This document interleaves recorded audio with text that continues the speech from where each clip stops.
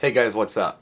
The number one question that I get from viewers is, how do I become a DJ? Or, I want to be a DJ, but, and there are several things that you can put in after but. Sometimes people say I don't have a lot of money, I don't have a lot of music, I don't know a lot about music, I only know about one kind of music.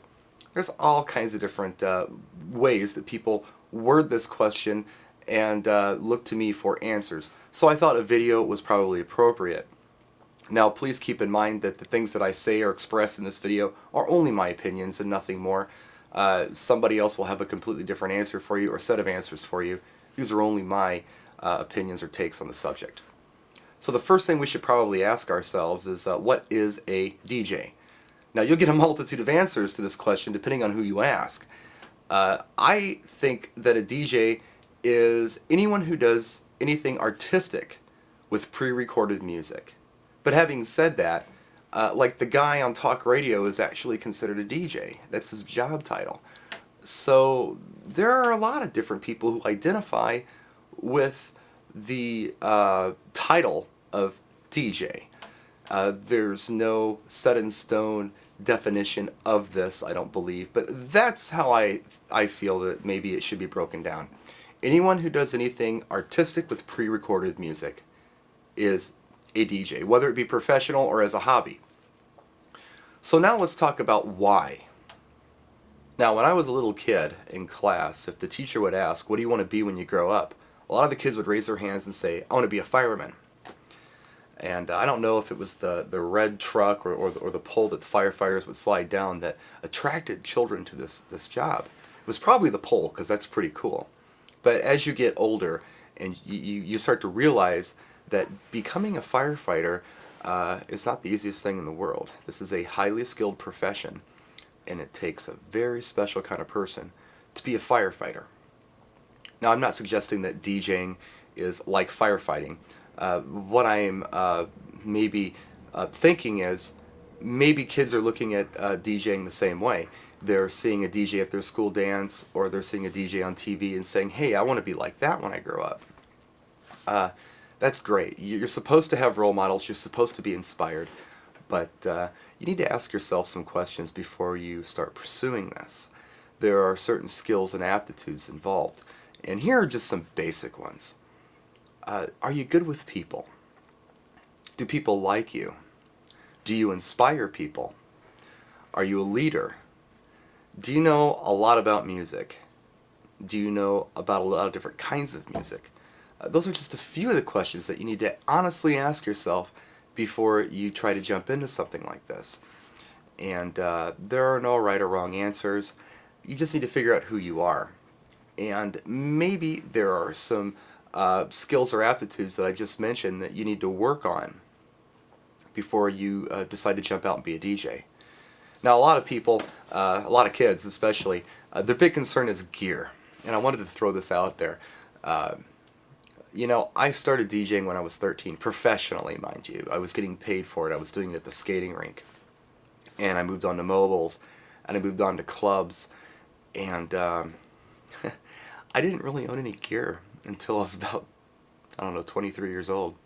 And that's the truth. I remember I was washing my car. I was living with my parents, and the phone rang. It was an old friend from school, and he asked if I still DJ'd.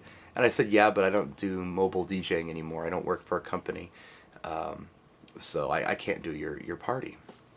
And I hung up, and my mom said, is that another one of your friends who's getting married who wanted you to DJ? I said, yeah. And she said, why don't you start your own company?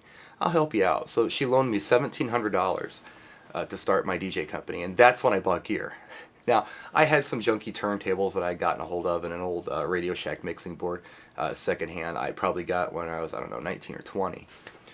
But I didn't have gear, and I still got training, and I feel like that's probably maybe what some of you should start thinking about. A lot of people like shiny things. They want to go out and buy things, and you know, it's good to buy things. It's good for the economy.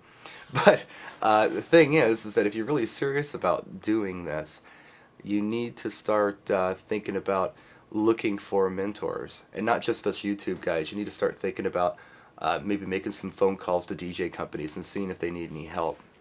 Mobile DJ companies often, the multi-apps where they have several mobile systems, are looking for fresh blood. In fact, the agency that I'm working with right now is looking around at some of the other DJs. Not so much myself, but some of the other DJs at the agency saying, "Wow, we got a bunch of really good DJs here, but they're old guys. We need some young blood in here." So a lot of times there are companies out there who are looking for young DJs, and you need to find these companies, make some phone calls, be aggressive. They always found me, oddly enough. I got lucky that way, but that's because they saw something in me. And you'll find that as well when you are maybe shopping around at some of these multi-app companies trying to get work. Sometimes they may not see it in you. They may look at you and say, "You know what? You're a really nice kid, but I don't think you have what it takes." Don't let that discourage you, but do keep in mind that these are professionals and they're looking for certain things. It's not for everybody.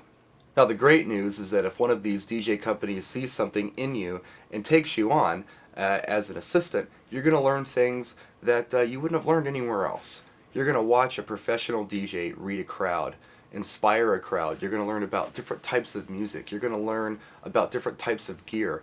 You're going to learn things that I learned when I was working for other DJ companies, like what I do like about what these DJs do and what I don't like about what these DJs do.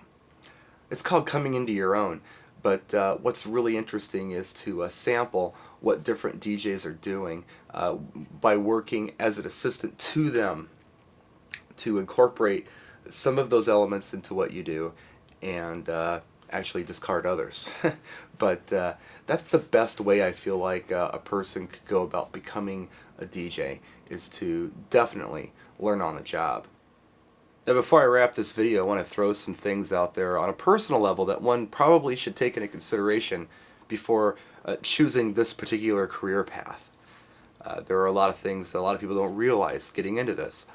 Number one, this is not always easy on relationships. It's very difficult to convince your significant other that it's a great idea that you're out on nights and weekends at parties with alcohol and women. And I guess as a side note on that one, sometimes there are a lot of temptations out there, like partying and alcohol and women.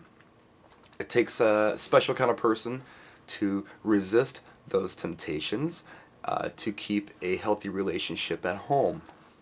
And not every relationship can survive this particular career path. And take it from someone who knows this from experience.